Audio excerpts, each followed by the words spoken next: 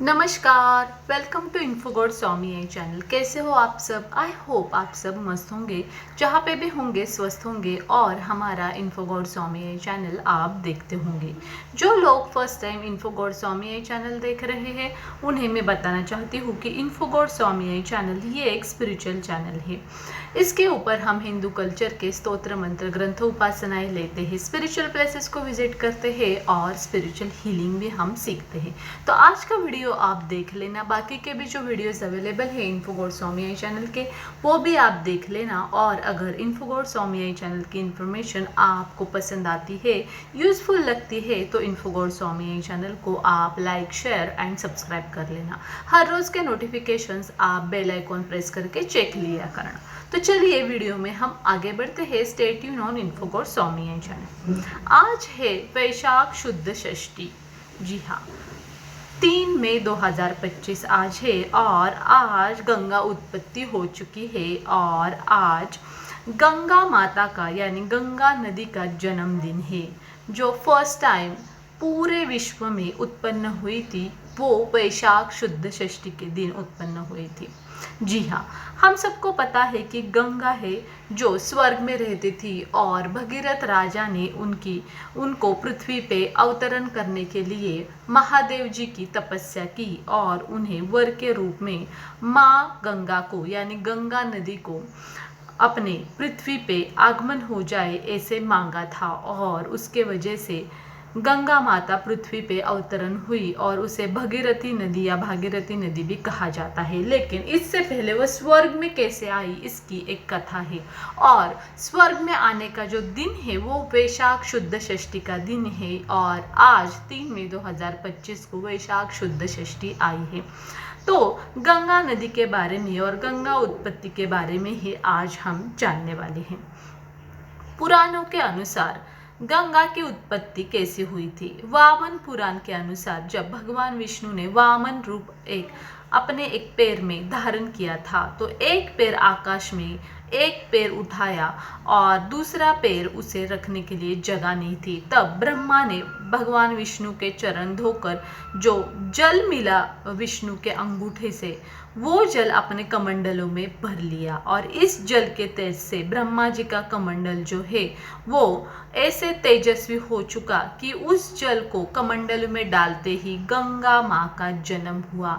यानी माँ गंगा यानी गंगा नदी की उत्पत्ति जो है वो वामन अवतार में हुई है स्वर्ग में। जब वामन अवतार में विष्णु भगवान थे तो उन्हें पैर रखने के लिए जगह नहीं थी, तो ब्रह्मा ने अपना सर दिया था और ब्रह्मा ने उन्हें कहा था कि स्वर्ग में अपना पैर रखे। लेकिन जब वो उनका पैर उठाने गए तो उनके अंगूठे से कुछ पानी निकला, तो ब्रह्मा को लगा कि उनके पैर मुझे धोने चाहिए, उनके पैरों की पूजा करनी चाहिए, चरण सेवा करनी चाहिए। इसलिए ब्रह्मा आगे गए, उनके चरणों की सेवा की, जल से उनके पैर उन्होंने धो लिए। तब उन्हें जो पानी मिला वो पानी कहाँ पे फेंक दे, इसलिए ब्रह्मा ने वो पानी जो है विष्णु के पैरों का वो अपने कमंडलों में भर लिया। लेकिन कमंडलों में डालते ही चमत्कार हुआ कि वो पानी चमकने लगा, तेजस्वी दिखने लगा और वो दूसरा तीसरा पानी कुछ नहीं था, तो वो गंगा नदी की उत्पत्ति थी। तो इस प्रकार से वामन पुराण के अनुसार गंगा नदी की या गंगा माता की उत्पत्ति हुई। लेकिन ब्रह्मा जी जो थे वो चाहते थे कि ये जो नदी है उनके कमंडलों में स्थिर नहीं हो सकती है, बहुत पवित्र है। अगर इसका सबको अगर यूज हो जाए, सबके लिए अगर ये पृथ्वी पे आ जाए या स्वर्ग में रहे, तो शायद इसका बहुत सारे लोगों को यूज हो सकता है पुण्य मिलाने के लिए, पाप धो डालने के लिए। ऐसी पवित्र नदी धरती पे आनी चाहिए। तो ब्रह्मा जी क्या करते हैं, हिमालय पर्वत जो है उनको ये नदी गंगा नदी दान देते हैं, उनका कमंडल उन्हें दान देते हैं और हिमालय अपने गोद में इस नदी को धारण कर लेता है। तो दूसरी कथा के अनुसार गंगा पर्वतों के राजा हिमवन और उनकी पत्नी मीना की पुत्री है, क्योंकि उनको ब्रह्मा ने दान दी थी ये नदी, वो कमंडलू का पानी, और उन्होंने उसको पुत्र के रूप में धारण कर लिया, हिमवन यानी हिमालय और उनकी पत्नी मीना ने।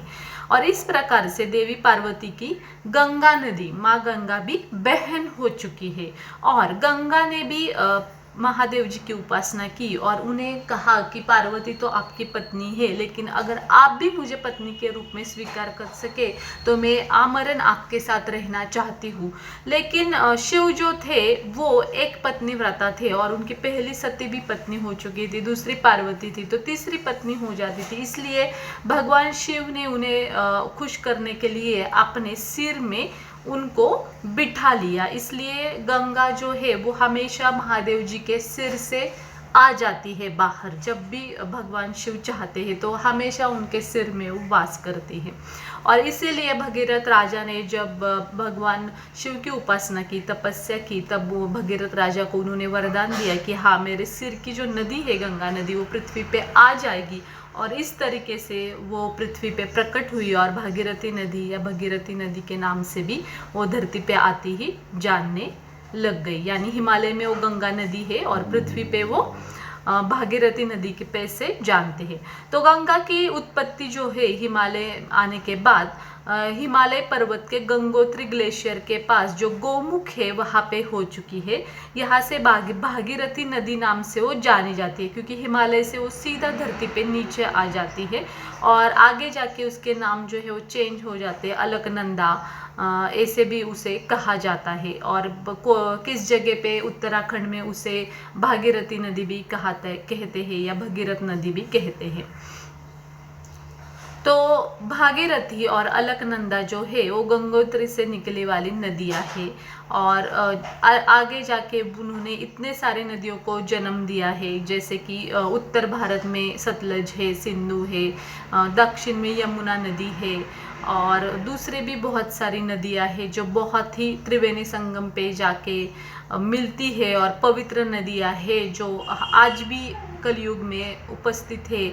और अगर हम गंगा नदी में नहा लेंगे, स्नान कर लेंगे तो सभी पाप हमारे नष्ट हो जाते हैं। गंगा नदी वो धो डालती है पाप, हमें आरोग्य देती है, पुण्य देती है, नया जीवन प्रदान करती है, सब रोग हर लेती है अगर हम गंगा में स्नान करेंगे। तो इसी गंगा की उत्पत्ति का यानी उसके जन्मदिन का आज दिन है वैशाख शुद्ध षष्ठी। तो अगर आपके पास गंगा जल है तो उसकी पूजा आज आप ब्रह्म मुहूर्त 4 से इवनिंग 7 बजे तक कब भी कर सकते हो।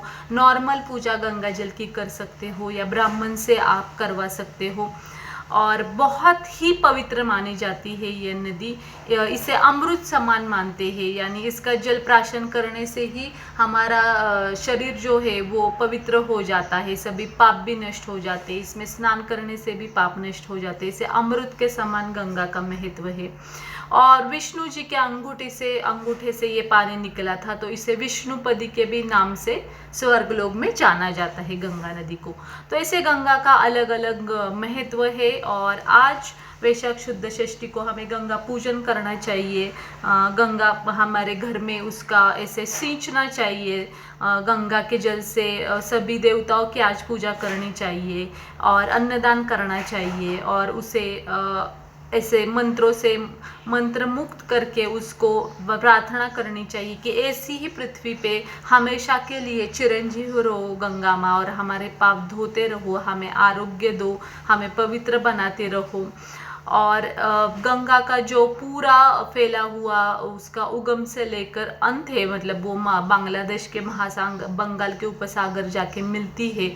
तो वो भारत और बांग्लादेश में मिलके तकरीबन 2525 किलोमीटर तक का उसका पूरा फैला हुआ यानी एरिया है, खाड़ी है।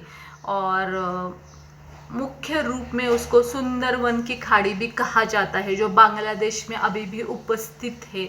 तो सच में हमें गंगा की पूजा आज करनी चाहिए और गंगा को हमें प्रार्थना करनी चाहिए कि हमेशा के लिए रहो, चिरंजीव हो रहो, क्योंकि अगर वो रही तो ही बाकी की भी नदियाँ रहेंगी और हमें पानी रहेगा पृथ्वी के ऊपर। तो इस तरीके से आज गंगा के उत्पत्ति का हमने वीडियो बनाया। तो हम गंगा माँ को प्रणाम करते हैं आज उनके उत्पत्ति के दिन हमारी इन्फोगॉड स्वामी चैनल पे। और ऐसे ही हम गंगा को प्रार्थना करते हैं, गंगा नदी को, गंगा माँ को, कि ऐसे ही अवतरण जो उसने लिया है पृथ्वी पे वो चिरंजीवी रहे, हमें पानी देती रहे, हमें पवित्रता आरोग्य दे और हमारे साथ हमेशा के लिए रहे। तो कैसी लगी आपको इन्फॉर्मेशन इन्फॉर्मेशन गंगा नदी की उत्पत्ति के बारे में मुझे ज़रूर बताना कमेंट करके। कुछ सजेशंस हो, डाउट्स हो तो भी मुझे कमेंट करके ज़रूर बताना। और अगर आपका चैनल है और उसका आपको प्रमोशन करवाना चाहते हो आप इन्फो गॉड स्वामी चैनल पे, तो आपके चैनल का नेम, चैनल के लिंक, चैनल का डिस्क्रिप्शन मुझे कमेंट बॉक्स में भेजो। आपके चैनल का प्रमोशन जो है वो इन्फो गॉड स्वामी चैनल पे मैं ज़रूर करूँगी। तो आज का कंटेंट हम एंड करते हैं। हम मिलेंगे न्यू वीडियो में न्यू इन्फॉर्मेशन के साथ। तब तक stay tune on info god Swami channel. Bye for now, bye bye, धन्यवाद।